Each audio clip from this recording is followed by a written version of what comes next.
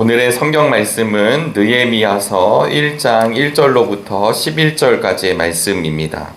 구약 제가 가지고 있는 성경은 809쪽 즈음에 있습니다. 느헤미야서 1장 1절로부터 11절까지의 말씀을 우리 한 절씩 교독하시고 마지막 절은 함께 읽도록 하겠습니다. 느헤미야서 1장 1절로부터 11절까지의 말씀입니다. 하가랴의 아들 느헤미야가 한 말이다. 20년 기슬르월 내가 도성 수산에 있을 때에 나의 형제 가운데 하나님과 다른 사람들과 함께 유다에서 왔기에 이리로 사로잡혀 오지 않고 그곳에 남아있는 유다 사람들은 어떠한지 예루살렘의 형편은 어떠한지를 물어보았다. 그들이 나에게 대답하였다. 사로잡혀 오지 않고 그 지방에 남은 사람들은 거기에서 고생이 아주 심합니다. 업신여김을 받습니다. 예루살렘 성벽은 허물어지고 성문들은 다 불에 탔습니다. 이 말을 듣고서 나는 주저앉아서 울었다. 나는 슬픔에 잠긴 채로 며칠 동안 금식하면서 하늘의 하나님께 기도하려 하려었다. 주 하늘의 하나님, 위대하고 두려운 하나님, 주님을 사랑하는 이들과 세운 언약, 주님의 계명을 지키는 이들과 세운 언약을 지키시며 은혜를 베푸시는 하나님, 이제 이 종이 밤낮 주님 앞에서 주님의 종 이스라엘 자손을 위하여 드리는 이 기도에 귀를 기울이시고 살펴주십시오. 우리 이스라엘 자손이 주님을 거역하는 죄를 지은 것을 자복합니다. 저와 저의 집안까지도 죄를 지었습니다. 우리가 주님께 매우 큰 잘못을 저질렀습니다. 주님의 종 모세를 시키시어 우리에게 내리신 계명과 율례와 규례를 우리가 지키지 않았습니다. 주님의 종 모세를 시키시어 하신 말씀을 기억하여 주십시오. 우리가 죄를 지으면 주님께서 우리를 여러 나라에 흩어버리겠지만 우리가 주님께로 돌아와서 주님의 계명을 지키고 실천하면 쫓겨난 우리가 하늘 끝에 가 있을지라도 주님께서 거기에서 우리를 한데 모아서 주님의 이름을 두려고 택한 곳으로 돌아가게 하겠다고 하신 그 말씀을 이제 기억하여 주십시오. 이들은 주님께서 크신 힘과 강한 팔로 건져내신 주님의 종이며 주님의 백성입니다. 주님, 종의 간구를 들어주십시오. 주님의 이름을 진심으로 두려워하는 주님의 종들의 간구에 귀를 기울여 주십시오. 이제 주님의 종이 하는 모든 일을 형통하게 하여 주시고 왕에게 자비를 입게 하여 주십시오. 그때에 나는 왕에게 술잔을 받들어 올리는 일을 맡아보고 있었다. 아멘. 오늘도 주님의 은혜와 평강이 사랑하는 우리 정릉의 성도님들과 함께 하시기를 바라겠습니다. 가을날을 많이 만끽하는 때이기도 하지만 또 일교차가 굉장히 큽니다. 오늘 새벽 예배를 나오면서 하늘을 보니까 아주 까만 밤이었었고요. 그리고 또 달도 별도 아주 환하게 비추었습니다. 가장 어두운 때이지만 우리가 오늘 이렇게 하나님 앞에 예배 드리고 또 돌아가시게 될 때는 빛을 만나게 될 터인데 우리들의 삶 가운데 하나님의 빛을 늘 경험하며 살아갈 수 있게 되기를 간절히 바랍니다. 아울러 환절기에 주님 주신 은총으로 강건하시기를 간절히 바라겠습니다. 우리는 날마다 새롭게 되기를 원할 때가 참 많습니다. 주님, 우리의 심령이 새롭게 변화되기를 원합니다. 그런데 현실에 안주할 때 참 많이 있고요. 또 습관에 또 타성에 젖어버릴 때가 우리에게 참 많이 있습니다. 그래서 우리는 날마다 십자가를 붙들며 살아가야 되는 그런 사람들이지요. 오래된 집일수록 자주 손을 봐야 합니다. 왜냐하면 낡아지기 때문에 전등도 갈아야 되고 때로는 바닥도 살펴야 되고요. 또 여기저기 또 쌓여져 있는 먼지도 제거해야 합니다.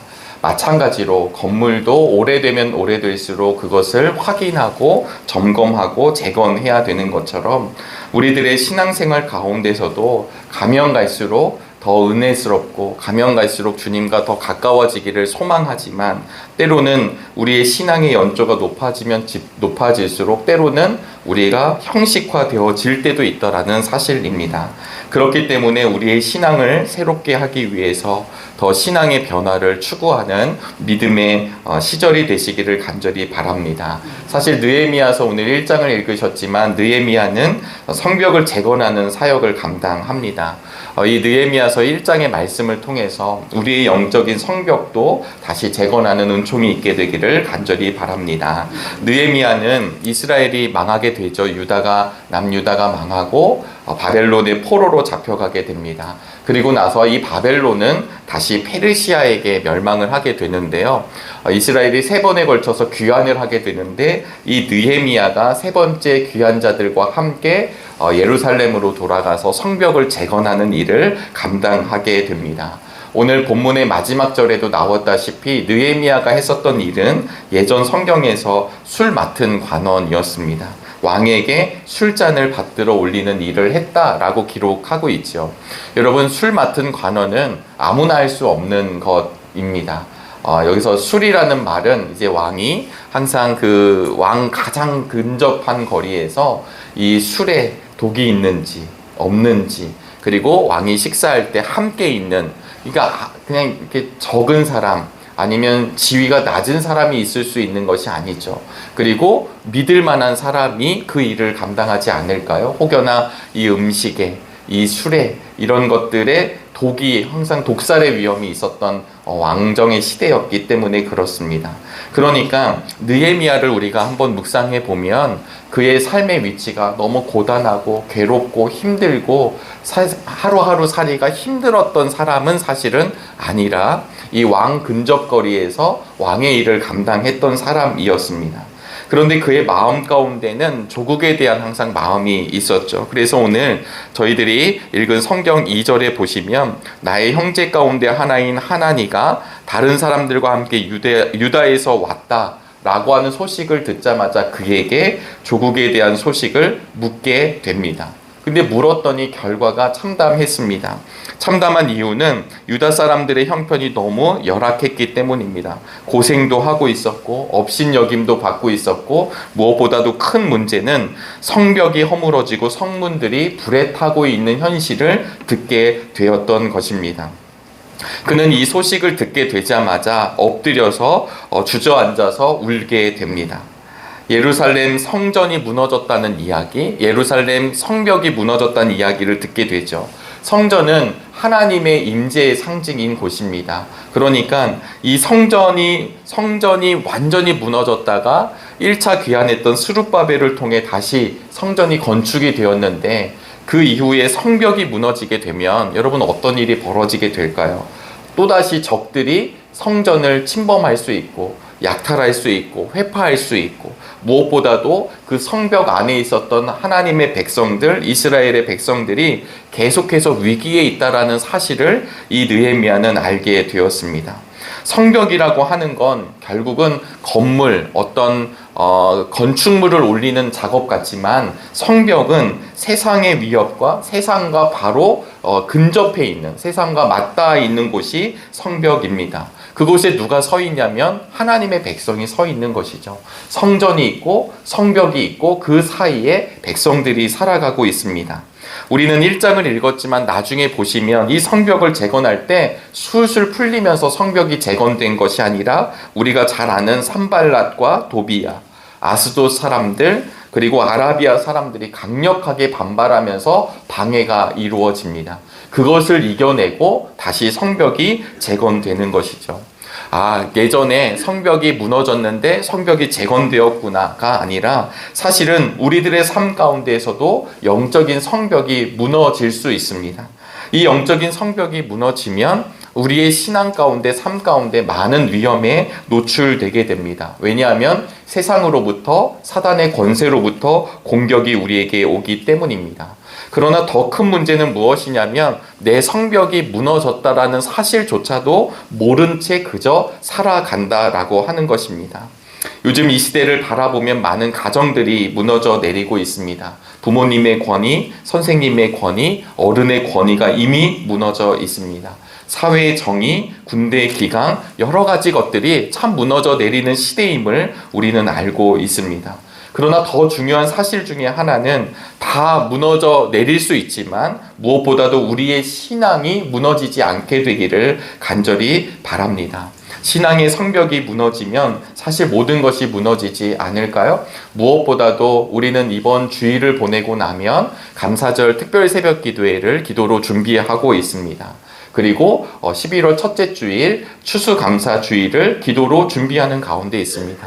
여러분 정말 우리의 마음 가운데 기쁨과 감사가 충만하신가요?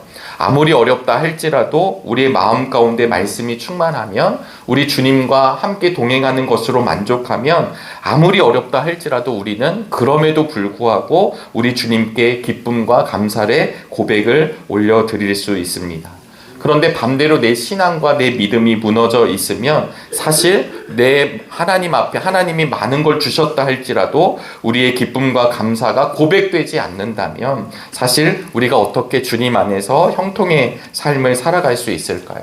오늘 느헤미야서 1장 서두는 성벽을 재건하는 일에 앞서 가장 먼저 느헤미야가 그 현실을 바라보는 일로부터 시작하고 있습니다. 2절 말씀을 하반절을 제가 다시 한번 읽어보도록 하겠습니다. 예루살렘의 형편은 어떠한지를 물어보았다.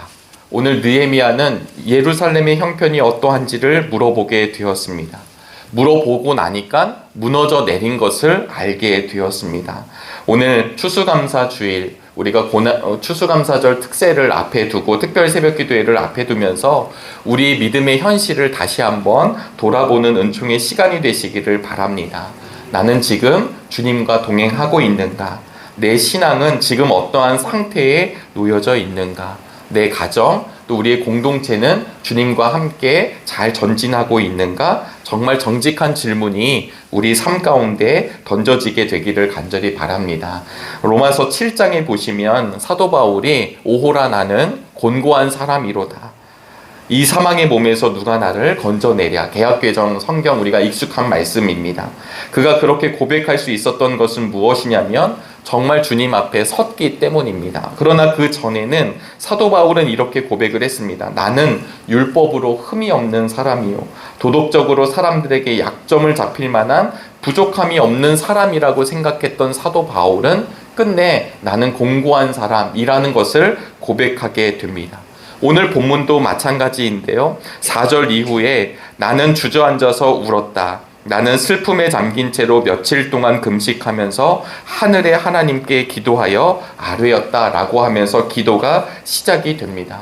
무엇보다도 느헤미야에게 있었던 정말 크신 은혜는 무엇이냐면 그가 그 말을 듣고 주저앉아 울었다라고 하는 것입니다. 여러분 아무나 울 수 있는 건 아니겠지요. 그리고 사실은 내 어려움 때문에 자기 연민 때문에 울 수 있는 일 분명히 있습니다. 그런데 느헤미야는 말씀드린 대로 자신의 상황은 결코 힘들거나 너무 괴로운 인생은 아니었지만 그는 조국을 생각하면서 예루살렘을 바라보면서 그들의 현실을 바라보며 울었다라고 하는 사실입니다. 그러나 그 울음은 울음으로 그치지 않고 이내 금식으로 기도로 연결되고 있음을 우리는 볼 수 있습니다. 이 재건이 될 수 있는 문제, 예루살렘을 회복하는 문제, 이 문제가 결국은 우리를 붙들어 주시는 하나님께 달려 있다라는 것을 느헤미야가 고백하고 있는 것이죠. 일례로 금식했다라고 이야기하고 있습니다. 여러분, 느헤미야는 술 맡은 관원이잖아요. 술 맡은 관원은 음식과 관련된 역할이잖아요. 그런데도 불구하고 내가 그냥 나 혼자 밥을 먹을까 말까를 고민하는 위치가 아니라 언제든지 왕이 부르면 달려가야 하는 사람, 언제든지 왕과 함께 있어야 되는 사람임에도 불구하고 그는 금식하며 기도하였다라는 말씀이 우리에게 도전이 되기를 주님의 이름으로 축복합니다. 결국 느헤미야가 자신의 조국인 유다와 백성들을 위해 기도하는 것이 5절부터 11절까지 이어지는데요. 크게 요약하면 이스라엘의 미래는 하나님께 달려있고 그리고 우리는 하나님 앞에 죄를 지은 존재, 특별히 나와 내 가족도 죄를 지었습니다라고 고백하고 자복하고 있습니다. 그리고 마지막 세 번째로는 하나님께로 돌아가 그 계명을 지키고 실천하면 하나님이 우리를 회복시켜 주시고 붙들어 주실 것을 간구하며 기억하여 달라고 요청하며 하나님 앞에 고백합니다. 결국 어떻게 될까요? 이렇게 기도했던 느헤미야는 왕의 총애를 받았고 왕의 허락을 통하여서 그가 예루살렘으로 돌아와서 귀환한 백성들과 함께 성벽을 재건하게 됩니다. 주님의 크신 힘과 강한 팔로 함께하여 주신 은혜가 느헤미야서 후반절을 통해 기록되고 있습니다. 여러분, 우리에게 어떤 힘이 있을까요? 우리가 우리의 신앙의 성벽을 다시 재건하는 일, 또 무너진 어떤 가정, 무너진 경제, 무너진 영역들을 다시 세우는 일은 우리의 힘으로 되는 것이 아니라 강한 팔로 함께하여 주신 하나님의 은총이 있을 때 가능한 것임을 기억하실 수 있게 되기를 바랍니다.